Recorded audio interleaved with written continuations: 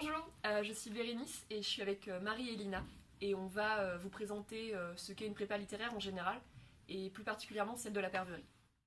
Du coup, la prépa, ça se déroule en 2 années. Donc la première, c'est l'hypocagne. Alors, faut savoir que c'est globalement les mêmes matières qu'au lycée, en fait, qu'on peut trouver en L. Ces matières sont beaucoup plus approfondies, donc ça les rend d'autant plus intéressantes. Et ce qui est bien, c'est que du coup, ça nous permet d'aimer, d'apprendre à aimer en tout cas, des matières qu'on n'appréciait pas forcément au lycée en fait. Et du coup, ça nous permet ensuite, en deuxième année, de déterminer bien ce qu'on veut faire et de déboucher sur... La Cagne. En Cagne, on doit choisir une spécialité. Il y a plusieurs choix à la Perverie, une spécialité histoire et géographie, une spécialité histoire de l'art, une spécialité lettres, une spécialité langue, anglais et espagnol, ou allemand. La spécialité vous permettra vraiment d'approfondir une matière que vous aimez et vous permettra de vous orienter pour votre projet professionnel. Donc moi par exemple je suis en spé langue, donc j'ai des cours approfondis d'anglais et d'espagnol.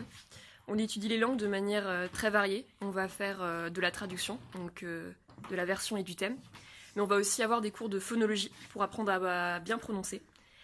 Et on va également étudier tout ce qui est littérature étrangère. Et après cette spé, après ma canne, je vais pouvoir me diriger vers les parcours de traduction, ou encore l'enseignement et même le journalisme. Alors du coup, moi je suis en spé lettres. Et en cours, concrètement, on s'intéresse essentiellement au texte. On fait vraiment des commentaires de texte. Ça nous permet vraiment d'approfondir les pensées des auteurs et se familiariser vraiment avec la langue française. Du coup, les débouchés sont plutôt variés. Il y a bien sûr tout ce qui est le professorat, mais on peut aussi se diriger vers des carrières de journalisme, dans l'édition, dans tout ce qui concerne la culture. Donc c'est très varié. Pour ma part, je suis en spécialité histoire et géographie. Ce sont deux matières totalement différentes.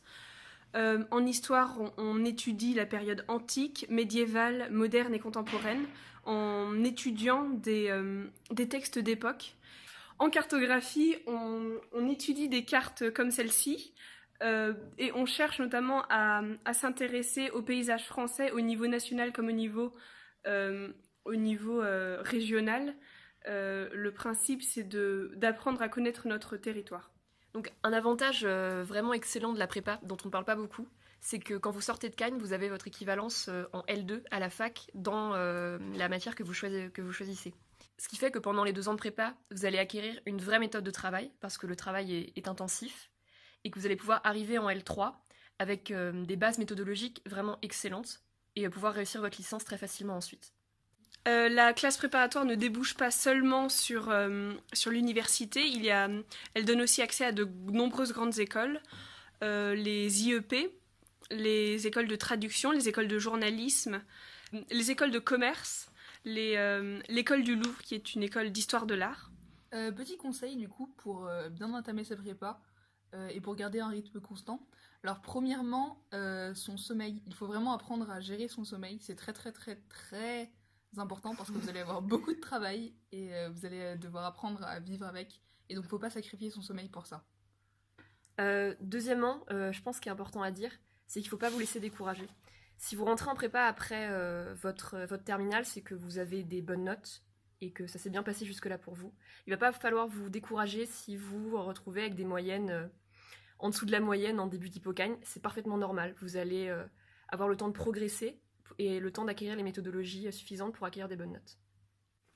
C'est aussi très important de créer des liens, puisque on ne peut pas vraiment réussir une prépa tout seul, dans son coin. Il faut vraiment créer une dynamique de groupe pour pouvoir réussir en prépa. Et justement, à la Perverie, il y a une vraie cohésion de groupe, en fait, non seulement au sein de la classe, parce qu'on s'entraide, on fait vraiment un travail collectif, mais aussi avec les professeurs qui nous aident vraiment à avancer et qui sont pas du tout là pour nous enfoncer, en fait. On peut vraiment aller les voir à n'importe quel moment si on a des difficultés. Donc c'est vrai que la Perverie, pour ça, est vraiment un endroit qui favorise l'émulation, en fait, plutôt que la compétition. Donc on a également la chance de profiter d'un très bel établissement. Tout est bien conçu pour rendre la vie des gens en prépa beaucoup plus simple. On a un super internat qui est vraiment tout confort avec une super ambiance. Sinon on a aussi un foyer, ce qui est super pratique entre les cours si on veut faire une pause café pour papoter, pour se retrouver le midi aussi. C'est vraiment très pratique parce ça nous évite une cantine en fait, tout simplement. La Perverie aussi dispose d'un très joli parc. On peut se retrouver le midi pour manger et prendre un peu l'air. Et la Perverie propose plusieurs activités. On peut avoir accès au gymnase pour faire du sport, à des salles de musique avec des pianos pour jouer un petit peu, et même des salles de danse.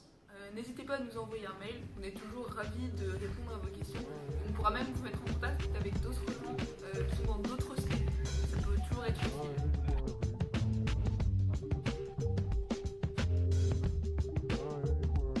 Bonne chance pour votre bac. Bonne chance pour votre orientation. Et puis on espère vous voir à la Perverie l'année